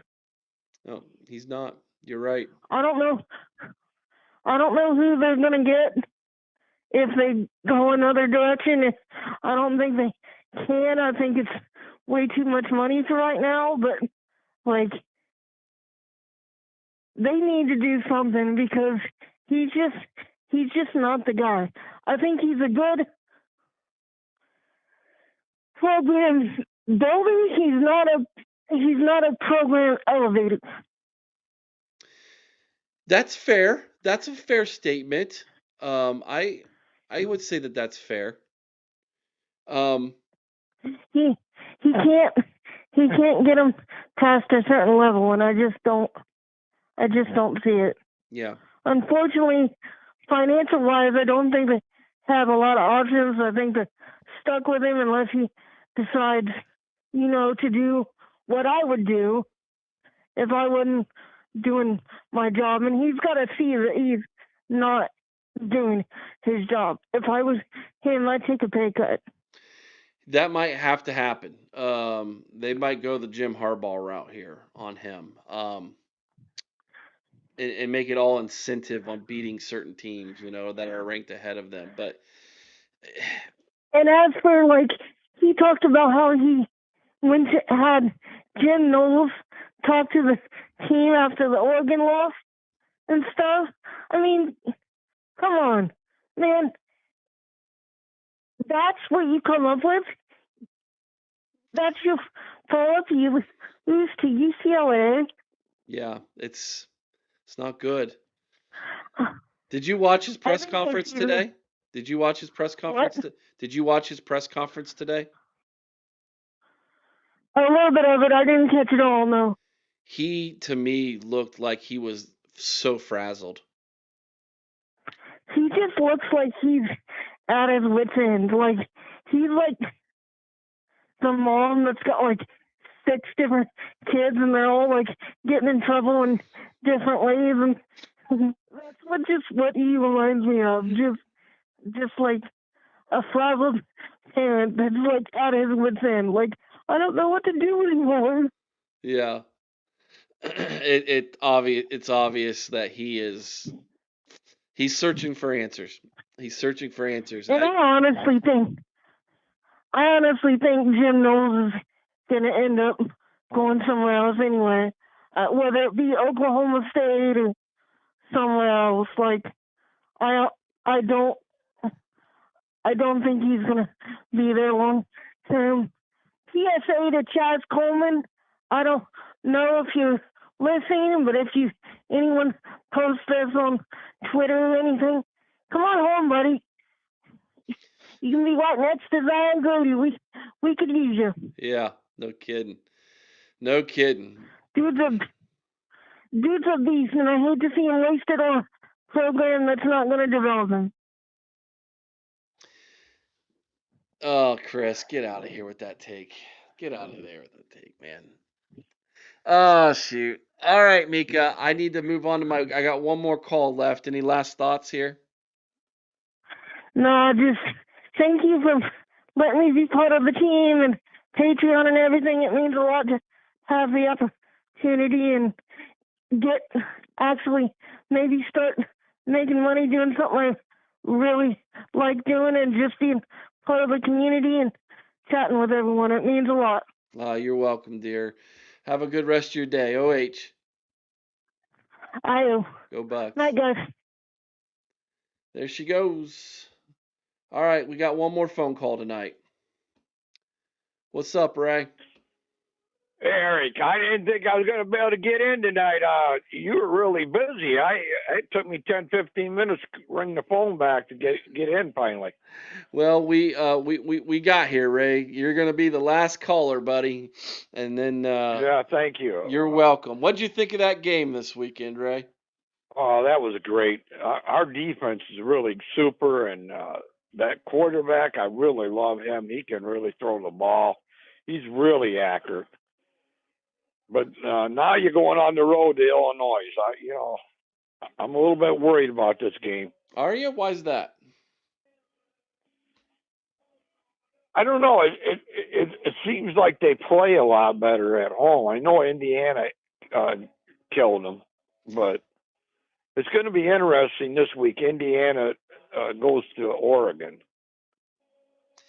Indiana does. I don't know how That's Penn State lost that game to UCLA. That was crazy. That is crazy. That was just a crazy, crazy loss. Let's go back to your first comment about Illinois. I agree with you. They are a different team at home versus on the road. And I think that this is going to be a much closer game, at least for the first half of this game, than what people are thinking it's going to be. Brett Bielema is a good coach. Yep. This is a very good football team that's got a lot of pride. If this football team is going to make a playoff push, they need to win this game. This is a big game for Illinois, and the crowd is going to be up for this game. So we need to be aware of all those things. As far as Indiana, Oregon, do you think the Hoosiers can go into Autzen Stadium in Eugene, Oregon, and pull off another upset? Do you think they can do that? No, I don't think they will, but I think it may be a close one. And I hate to say this, Eric. I think maybe Illinois is going to be a close game. Yeah, I don't disagree with you on that. I go back to that kid that called in. What's his name again? The first caller? Caden? 2 or 3 callers ago. Oh man, the one that says we're going to kill everybody. That's Caden. Yeah. Yeah. How old is that? How old is that guy? He's 24, maybe 23, 24. Okay. I wish he'd take a history lesson, and because I've been around 76, I know it's a different team. I know they may be great, but you really believe that there ain't going to be 1 or 2 games this year, just like last year, where they're going to be close games, even when we win? I mean, when you play a team like Miami or what's the other team that's doing really good right now? Oregon. Yeah, Miami or Oregon. You think that those games ain't going to be close? No, I think they will be. I think they can be. I also think that if this team continues to develop offensively, it's going to be tough for teams to keep it close against us because we have both a great defense, an elite defense, and an offense that seems to be getting better and better every single week. So, I think I like I said at the beginning of the show, Ray, I do think Miami and I do think Oregon are 2 teams that can play with Ohio State from what I see. Right. With what I see. And I'm not counting out Penn State yet. Yes, I know Penn State had a The 2 things I worry about on our defense. Okay. Only one thing is the pass rush a little bit. And on the offense side, the running attack. Yeah. I like that Bo Jackson guy. Now he gets close to 100 yards every game. He's good, isn't he? But they haven't shown me any big holes like Michigan's doing, getting these 40, 50-yard runs. I haven't seen any of that yet. But it's not. We do it through the air. Michigan can't do it through the air. We're doing it through the air. They can't. Everything they have is on the ground. You go back. You're going to be playing November 29th in Michigan. They're going to try to run the ball down your throat like they have the last 4 years. Yep. And they don't turn the ball over, Eric. You can say all you want. I can't stand them, but they don't turn the ball over. They don't have turnovers. Nope. They play sound defense. It's going to be fun, though. It's going to be fun, Ray. It's what sports is all about, right? I mean, This is what it's all about. But let's go back to one other thing. I wish this guy would take a history lesson. Okay. In 1968, we won the national title. And they asked Woody Hayes when they beat Michigan 15-14, why'd you go for 2 points? And he said, because I couldn't go for 3. Exactly. Remember that? Yeah, I do. Okay, the next year we're undefeated, got all kinds of great players, okay? That was a great team. 69. They went up there and lost 24-12. Mm-hmm. 24-12. Because they started turning the ball over.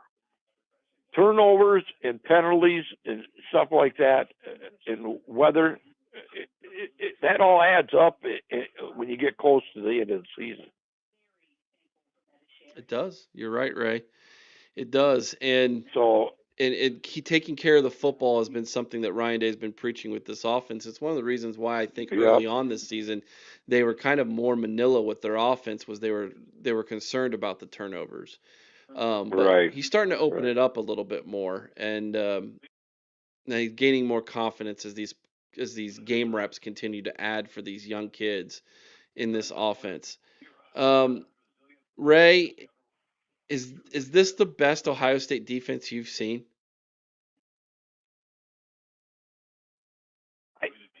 I go back to 68, 69. That was a super defense.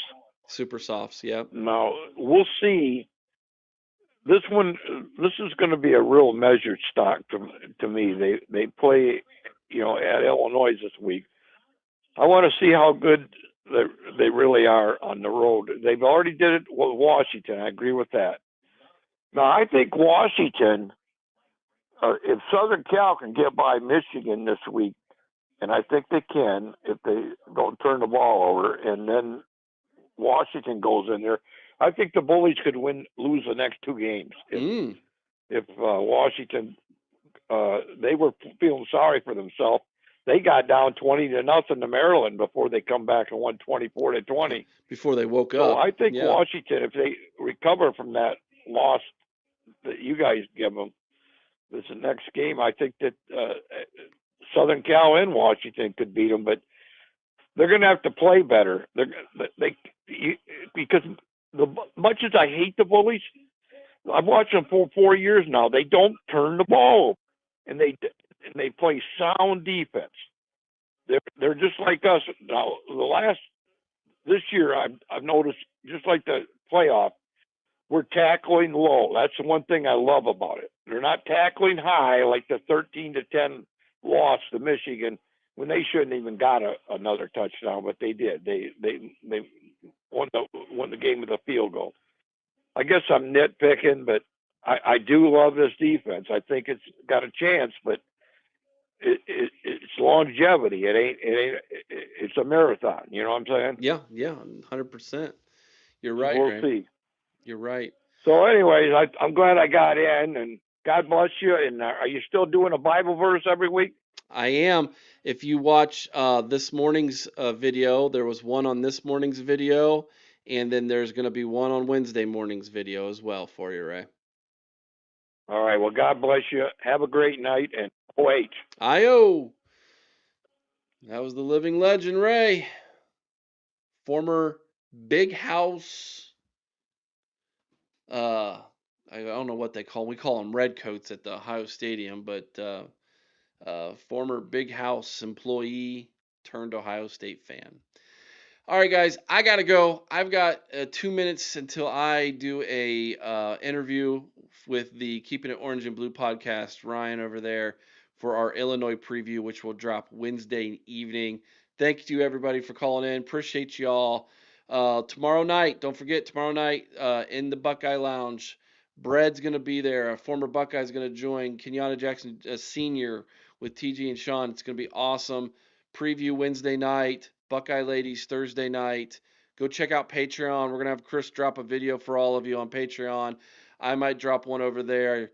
TG Mika's going to be dropping some stuff, and we're going to be doing some more live watches. And the chat, it's awesome. The chat room, the message boards, it's worth it.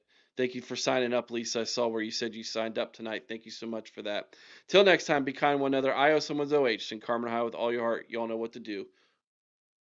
Go Bucks.